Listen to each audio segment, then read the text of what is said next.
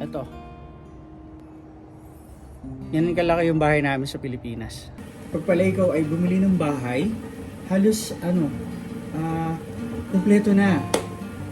Ito, inabot na namin to. Nandyan na yan. Andito na siya. Kasama to. Ayun. Itong washer at dryer. Kasama na yan. Yan yung gate na bakal. Nandyan na yan nung lumipat kami.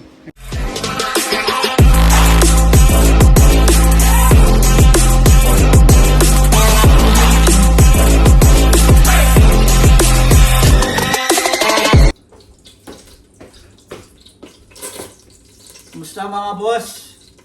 Mainit na, no? Kita nyo naman dito sa harapan ko ngayon, ano? Magluluto tayo ngayon mga boss. ng sinigang na bangos. Na walang konti.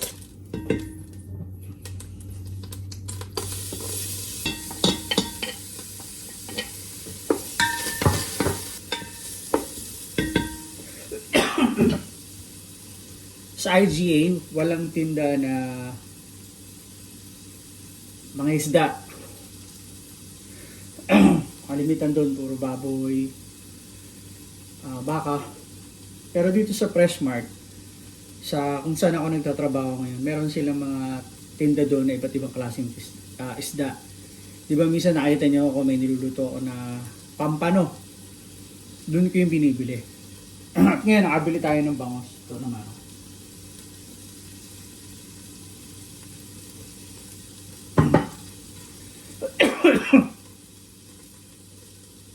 Ang available lang na regado doon na nabili ko is talong, kamatis at sinamahan ko na rin ng mushroom. Dahil walang kangkong, ito na lang ilalagay natin. Spinach.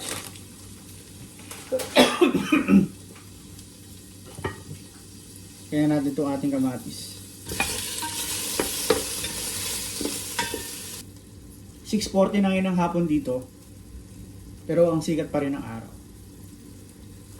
Masarap maglakad. Kaya isang araw, maglalakad tayo. Samahan ninyo ako at ipapakita ko sa inyo yung aming subdivision dito at yung magagandang bahay dito. Halos lahat ng bahay dito may basement. Naalala ko tuloy yung una naming inupahan. Nung pagdating ko dito, wala pa kaming bahay, nangupahan muna kami. Mga ilang buwan din yun.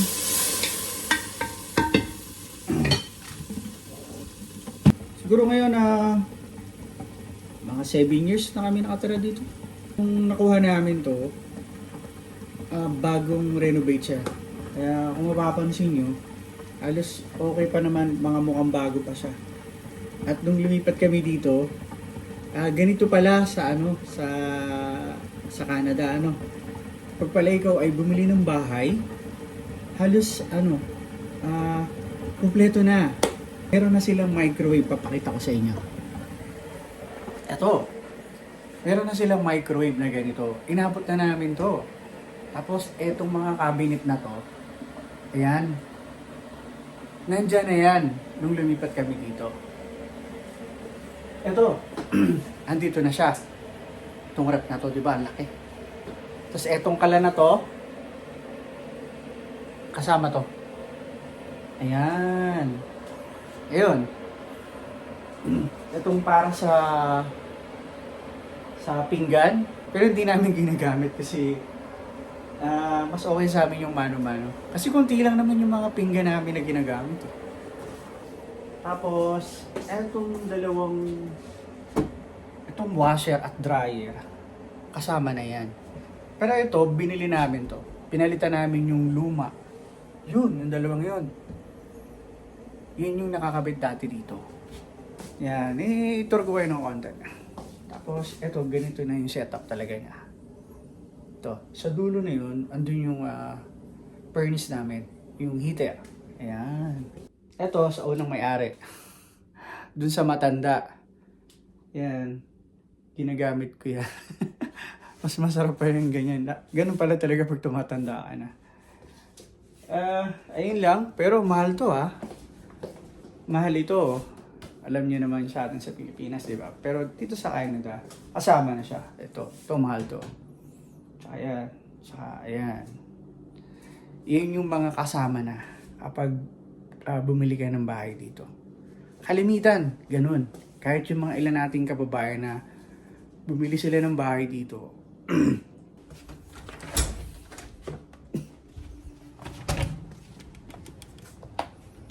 Wait lang ah.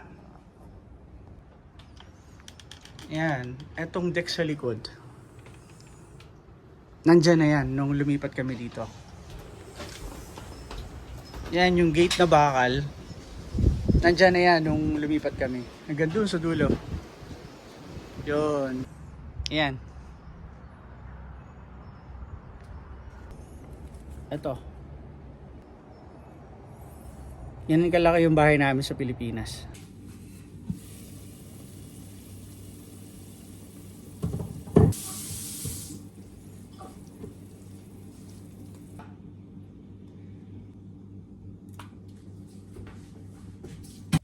Pinakita ko sa inyo yung bahay sa likod, yung aming shed, yung aming parang tambakan ng gamit, na lumang gamit.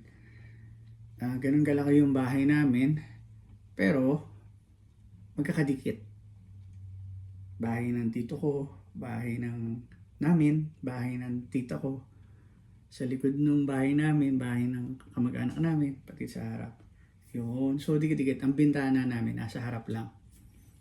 Wala sa likod, wala sa tagiliran. Harap lang. Ganyan lang. Yun lang. Laking poso ako. Alam niyo yun, di ba? Yung bomba. Yun. Doon kami nakawa ng tubig. Pang-inom, panlaba. Doon na lahat. Doon kami naliligo. Doon naglalaba. Pero ngayon, sabi sa akin ng mother ko, medyo unti-unti nang nababago. Yung halos lahat na nakatira doon, may mga gripo na sila. Yung poso nandun pa rin, pero ginagamit na lang siya panlaba, pandilig. Buhay pa rin. Yung poso na yun, nandun pa rin siya. Sana pag uwi ko, buhay pa rin talaga. Para ma-share ko sa inyo, mapakita ko sa inyo.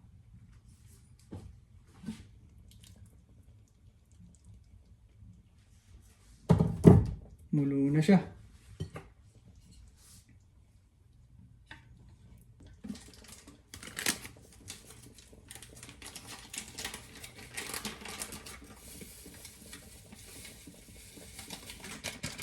Paasim lang, okay na. Ito pa yung natira sa nagluto kami dati.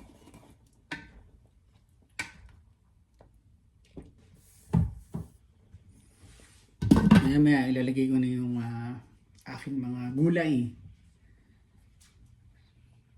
halong at mushroom. Yan lang meron tayo, tsaka spinach. Katalo na yun mga boss. Sarap na yung kain natin, no?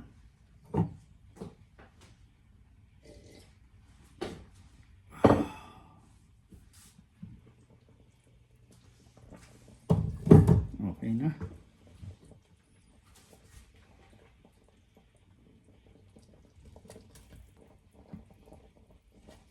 Kala ko sa Pinas pag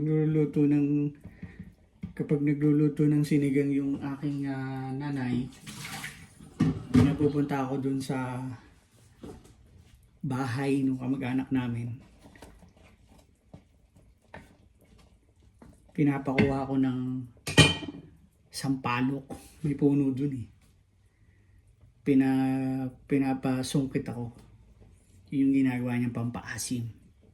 Tapos yung bulaklak ng sampalok, yun din yung nilalagay na sa sinigang ng aking nanay pag nagluto ng tilapia.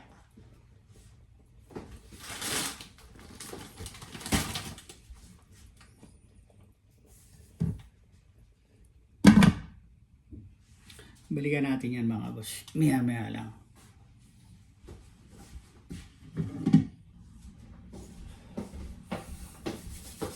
Tingnan natin niluluto mga boss.